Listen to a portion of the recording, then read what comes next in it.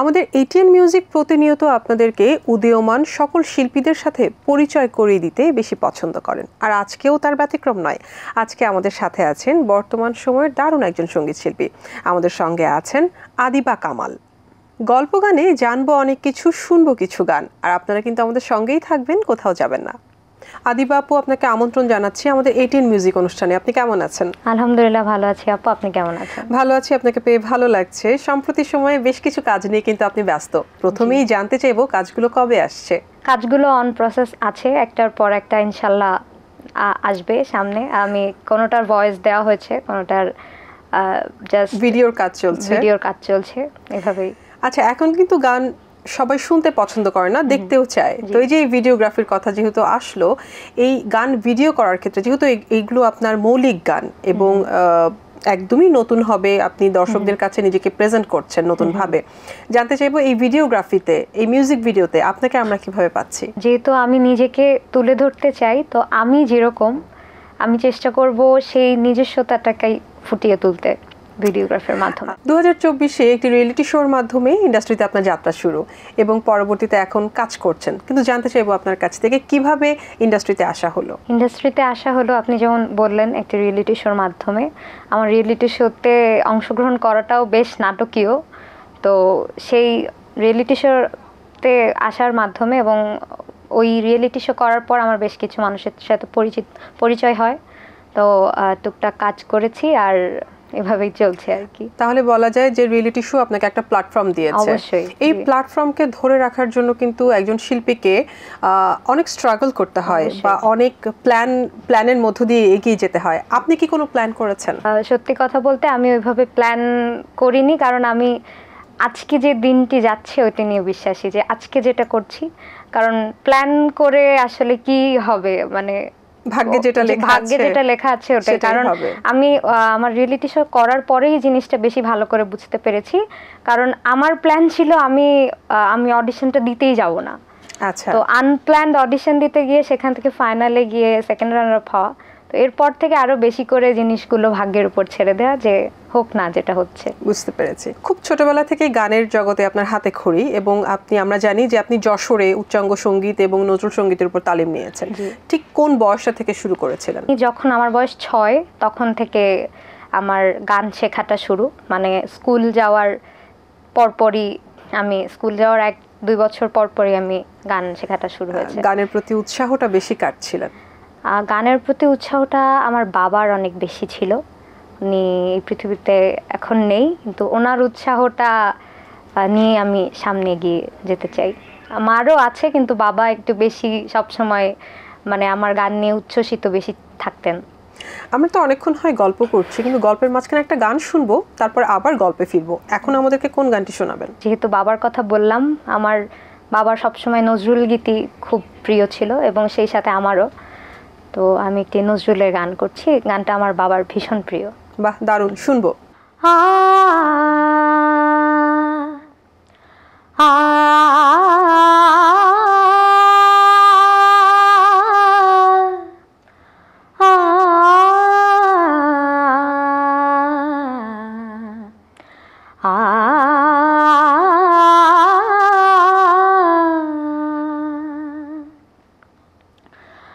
আমার কোন কুলে আজ ভিড়লো তোরি,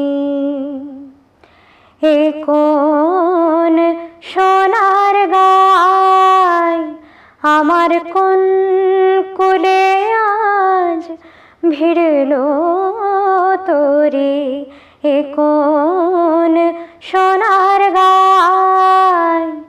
আমার ভাটির তরে আবার কেন, ভাটির তরে আবার কেন উজান যেতে চাই,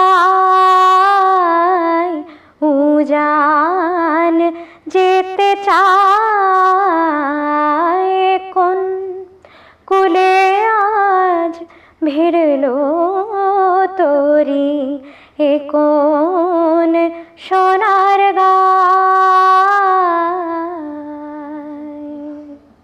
বাহ, খুব দারুণ একটি গান শুনলাম। আচ্ছা, আপনি বলছিলেন যে রিয়েলিটি শোতে আসার পেছনে একটা নাটকীয়তা আছে, একটু ছোট্ট করে জানতে চাইবো সেটা কি? রিয়েলিটি শোতে আসার পেছনে আমাকে যখন কল করা হয় অডিশনের জন্য, আমাদের অনলাইন অডিশনের প্রাথমিক সিলেকশনের পর, তো আমি ঘুমিয়েছিলাম, বিকাল 4টা 4:30 মতো তখন বাজে, আমার মনে আছে। তখন কল আসলো এবং আমাকে বললো যে আপনি একটু অ্যাড্রেসটা লিখে নেন, অমুক অ্যাড্রেসে অমুক টাইমে আপনি আসবেন। যশোরে? না, আমি তখন ঢাকাতে, তখন ইউনিভার্সিটি আমার মনে হয় ক্লাস শেষ করে আমি বাসায় এসে ঘুমাচ্ছি, এরকম কিছু একটা। তো তখন আমাকে বললো আপনি একটু অ্যাড্রেসটা লিখে নেন। আমি বললাম হ্যাঁ হ্যাঁ বলেন। আমি তখন খাটে শোয়া, আমি কোনো অ্যাড্রেস লিখিনি, কিচ্ছু না, কারণ আমার মাইন্ডসেট ছিল যে আমি যাবো না। তো তারপরে উনি অ্যাড্রেস, যিনি ফোন করলেন, উনি বললেন অ্যাড্রেস, আমি শুনলাম শুধু। শোনার পরে ফোনটা রেখে আমি আবার আমি সন্ধ্যা পর্যন্ত ঘুমিয়ে আমি সন্ধ্যার সময় আমার মাকে কল দিলাম যে আম্মু, তোমার জন্য একটা খারাপ সংবাদ আছে, একটা ভালো সংবাদ আছে, তুমি কোনটা শুনতে চাও বলো। তো আম্মু তখন বললেন ভালোটা শুনি। তো আমি বললাম এরকম প্রাথমিক সিলেকশনে আমি সিলেক্টেড হয়েছি, আমাকে স্টুডিও অডিশনের জন্য যেতে বলেছে। তো আম্মু অনেক খুশি হলেন, বাহ খুবই ভালো কথা। আর খারাপ সংবাদটা কি? আমি বললাম আমি অডিশন দিতে যাচ্ছি না। তখন আম্মু আমার পর কখনোই কিছু চাপিয়ে দেননি, উনি সবসময় আমার সিদ্ধান্তের উপর, যে আমি যেটা সিদ্ধান্ত নেব ওইটাই উনি সাপোর্ট করেছেন আমাকে। তো শুধু আচ্ছা এতটুকু বললেন। তো আমার যিনি গুরু, আম্মু তো পরে তাকে, আমার গুরুর নাম মৌরানী বসু ম্যাম, উনি শুধু আমার গুরু নন, উনি আমার মেন্টার, আমার মায়ের পরে সব থেকে আমি যাকে শ্রদ্ধা করি সেই মানুষটি। তো আম্মু তাকে ফোন দিলেন, আম্মু জানে যে একমাত্র কারোর কথা যদি শুনে, খুব কাছের মানুষ, হ্যাঁ হ্যাঁ ম্যামের কথাই শুনবো। তো ম্যাম রাতে ফোন দিয়ে আমাকে, আমার পরের দিন কিন্তু অডিশন, তো রাতে ফোন দিয়ে আমাকে 19 মিনিট একটানা ফোনে উনি কথা বলেছেন। আমি আমার কোনো কনভারসেশন ওখানে ছিল না। তো শেষ কথাটা ওনার এরকম ছিল যে তুমি আমার জন্য যাও, তুমি যদি আমাকে ভালোবেসে থাকো আমার জন্য তুমি যাও। তো সকালে উঠেও খুব ক্যাজুয়ালি রেডি টেডি হয়ে, আমার যিনি ফ্ল্যাটমেট আপু, উনি বলছে কিরে মানে কোথায় যাচ্ছিস, অডিশন দিতে যাচ্ছিস, কোনো সিরিয়াসনেস নেই? আমি আরে রাখো, আমি হয়তো চলেও আসতে পারি, মাঝপথে ব্যাক করতে পারি। মানে আপনার কাছে মনে হচ্ছিল যে আপনি সিলেক্ট হবেন না, কনফিডেন্ট ছিল না? একদমই নাই। আমি যখন গান গাইছিলাম তখনও আমার মনে হচ্ছিল যে আমাকে বলবে চলে যাও, বেটার লাক নেক্সট টাইম। তো তারপরে আমার গানের পরে কমেন্ট ছিল ভেরি নাইস, আসো। মানে যাবো যে ভেরি নাইস বলার পরে যে গেছি, তখনও আমার মধ্যে ভয় যে কি সাইন করতে ডাকছে, ইয়েস কার্ড দিতে ডাকছে নাকি, মানে কনফিউজ আমি। তো ওই ইয়েস কার্ড পাওয়ার আগ পর্যন্ত আমি কনফিউজ ছিলাম যে আমি হয়তো হবে না। সিলেকশন হয়ে গেল, সবকিছু কমপ্লিট, সেকেন্ড রানার আপ হওয়া হয়েছে, কিন্তু এখন তো ইন্ডাস্ট্রিতে, এখন দর্শকদের চাওয়া তো আপনার কাছে অনেক বেশি। নিজেকে সেই জায়গাটা থেকে কতটুকু প্রিপারেট করছেন? নিজেকে চেষ্টা করছি প্রিপেয়ার করার, এই জন্যে একটা সময় নেওয়া। কারণ এর আগেও আমার অনেকে আমার সাথে কথা বলেছে মৌলিক গানের জন্য বা নাটকের গানের জন্য, তো আমি আসলে খুব শিওর ছিলাম না। আমি একটু ভেবে চিন্তেই করতে চেয়েছি, কারণ যেহেতু দর্শকদের প্রত্যাশা আছে, তো হুট করে কোনো কিছু যদি আমি করি, সেটা যদি আমার দর্শকদের ভালো না লাগে, তাদের ডিসঅ্যাপয়েন্ট করা হয়ে যাবে। যেহেতু ছোটবেলা থেকে উচ্চাঙ্গ সঙ্গীতের উপর আপনি তালিম নিয়েছেন, তার মানে আপনার নজরুল সঙ্গীতের পাশাপাশি আপনার রবীন্দ্রসঙ্গীতের সাথেও পরিচয় আছে এবং দক্ষতা আপনি রাখেন। তো গল্পের এই সময়টাতে ছোট্ট করে যদি যে কোনো একটা রবীন্দ্রসঙ্গীত শুনতে চাই, তাহলে কোনটা শোনাবেন আমাদেরকে? আজকে প্রিয় গানগুলোর দিকেই যাই। আমার সবচেয়ে প্রিয় রবীন্দ্রসঙ্গীত যেটি, ওটি গাইছি, শুনবো। আমার কণ্ঠে চমৎকার কিছু গান শুনলাম, ভালো লাগলো। যেহেতু নজরুল সঙ্গীত এবং রবীন্দ্রসঙ্গীত দুটোতেই আপনি দক্ষতা রাখেন, একজন শিল্পীর কিন্তু অনেক দায়বদ্ধতা থাকে যে পুরনো গানগুলোকে নতুনভাবে দর্শকদের কাছে প্রেজেন্ট করার, অথবা যে গানগুলো হারিয়ে যাচ্ছে সেই গানগুলোকে নিয়ে কাজ করার। আপনার জায়গা থেকে এই ধরনের কোনো পরিকল্পনা আছে কিনা? হ্যাঁ, অবশ্যই আছে। কারণ আমরা যেই জেনারেশন থেকে বিলং করি, আমি লক্ষ্য করেছি আমার বন্ধুদের মাঝেও তারা পুরনোই গান কিন্তু একটা নতুন অ্যারেঞ্জমেন্টে, রিকম্পোজিশনে যখন গানটি করা হয়, তখন তারা সেটি খুব লুফে নেয়, আগ্রহ ভরে শোনে। তো একই গান মূল শিল্পী তো আরও মেলোডিয়াস ওয়েতে গেয়েছেন, তো তো সেটি তারা খুব একটি আগ্রহ প্রকাশ করে না শোনার জন্য, মিউজিক অ্যারেঞ্জমেন্টের কারণে। তারপরে মিউজিক অ্যারেঞ্জমেন্টের পাশাপাশি ওই সময়ের যেই সাউন্ড কোয়ালিটি ছিল সেটা তো আমরা এখন মানে অনেকটাই চেঞ্জ হয়েছে। তো আমরা এখন এই বর্তমান প্রজন্মের গান যখন শুনি তো ওটার সাথে ম্যাচ করতে গিয়েও তো আমরা বেশ মানে অসুবিধা হয়ে যায়। তো ইচ্ছে আছে যে সেই গানগুলোকে নতুন ভাবে দর্শকদের কাছে প্রেজেন্ট করার, যাতে গানগুলো আরো অনেক দিন বেঁচে থাকে, তাই তো? একজন শিল্পী হিসেবে নিজের মৌলিক গান হচ্ছে নিজের সন্তানের মতো। একদমই। আপনি বলছিলেন যে আপনি আপনার গানগুলোকে ভেবে চিন্তে করতে চান এবং খুব সাবধানে আপনি পা ফেলতে চাচ্ছেন, কিন্তু তারপরও আমার জানার ইচ্ছে যে ঠিক কি ধরনের গান নিয়ে আপনি আপনার ক্যারিয়ারটাকে আগাতে চাচ্ছেন? আমি যেহেতু নজরুল গাই, আধুনিক গাই, তো আমার চাওয়াও থাকবে সেরকম মেলোডিয়াস আধুনিক এবং সর্বজন শ্রুত যেসব গানগুলো থাকে আমরা পছন্দ করি, এমন কোনো গান যেটি হয়তো অনেক বেশি শ্রোতাপ্রিয় না, তবে আমরা রাতে মন খারাপ হলে কানে হেডফোন দিয়ে হয়তো শুনতে শুনতে ঘুমিয়ে যাই। কিন্তু একজন শিল্পী হিসেবে সব থেকে বেশি চাওয়া তো এটাই থাকে যে আমার গান সব থেকে বেশি দর্শক জনপ্রিয়তা পাবে এবং সবাই শুনবে, মুখে মুখে থাকবে। এটা কি আপনি চান না? হ্যাঁ হ্যাঁ, অবশ্যই চাই, কিন্তু এটা চাইতে গিয়ে এমন যেন না হয় যে আমার রুচির বাইরে গিয়ে আমি কোনো গান করছি, অথবা গান যেন পরবর্তীতে হারিয়ে না যায়, গানটা যেন বেঁচে থাকে অনেকদিন। দারুণ কথা বললেন। আমরা মিউজিক ভিডিও নিয়ে তো কথা বলেছি প্রথম দিকেই, যে আপনি আপনার নিজেকে কিভাবে প্রেজেন্ট করছেন বা প্রেজেন্ট করবেন।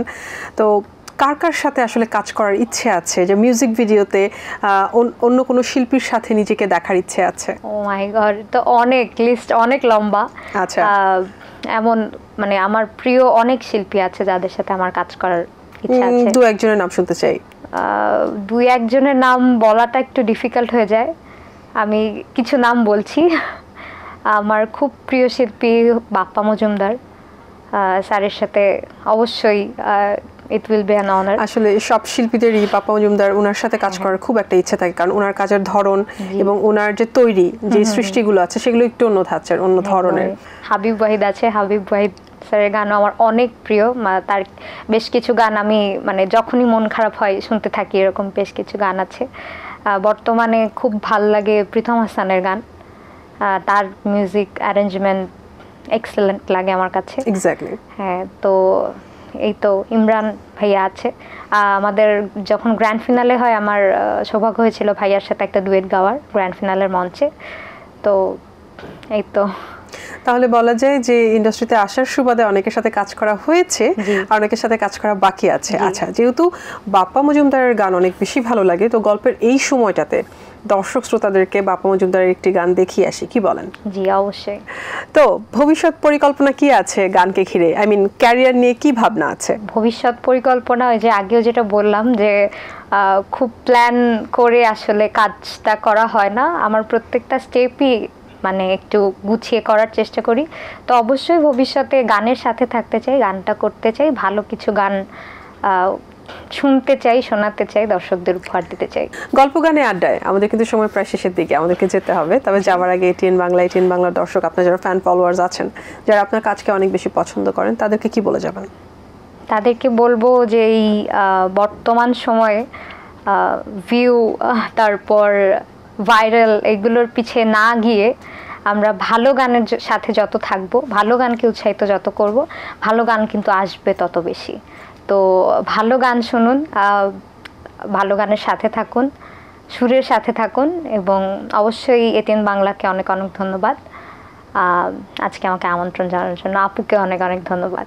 আপনাকেও ধন্যবাদ এত সুন্দর কিছু সময় আমাদেরকে দেওয়ার জন্য। দারুণ কিছু গল্প করলাম, দারুণ একটা সময় পার করলাম। যেহেতু বিদায় নিতে হবে, তবে আমাদের আয়োজন শেষ করব আপনার গান শুনে। আমি আমার দর্শকদের কাছ থেকে বিদায় নিয়ে নিচ্ছি, আপনি চিন্তা করে ফেলুন কোন গানটি আমাদেরকে শেষে শোনাবেন। জি, সুপ্রিয় দর্শক, দারুণ কিছু সময় পার করেছি আর আশা করছি আপনারাও তা উপভোগ করেছেন। আগামীতে আবারও আসবো দারুণ একজন সঙ্গীত শিল্পীকে নিয়ে। আর ঠিক সেই পর্যন্ত সবাই ভালো থাকুন, সুস্থ থাকুন, এটিএন বাংলার সঙ্গে থাকুন। আমি এখানে বিদায় নিচ্ছি। আল্লাহ হাফেজ। কোন গানটি থাকছে আমাদের জন্য? অত্যন্ত জনপ্রিয় একটি গান এবং আমার খুব প্রিয় গান, একই সোনার আলোয় জীবন ভরিয়ে দিলে, সাবিনা ইয়াসমিন ম্যামের।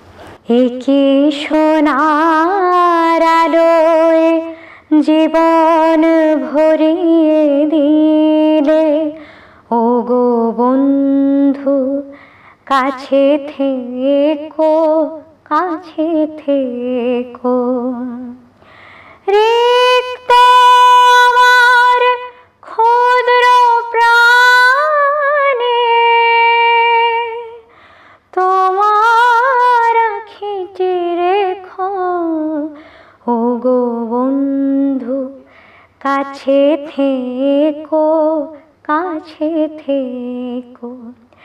একি সোনার আলোয় জীবন ভরিয়ে দিও, একি সোনার আলোয় জীবন ভরিয়ে দিও। রিক্ত আমার ক্ষুদ্র প্রাণে তোমার আঁখিটি রেখো, ওগো বন্ধু কাছে থেকো, কাছে থেকো। একি সোনার আলোয় জীবন ভরিয়ে দিও, একি সোনার আলোয় জীবন ভরিয়ে দিও। রিক্ত আমার ক্ষুদ্র প্রাণে তোমার আঁখিটি রেখো, ওগো বন্ধু কাছে থেকো, কাছে থেকো।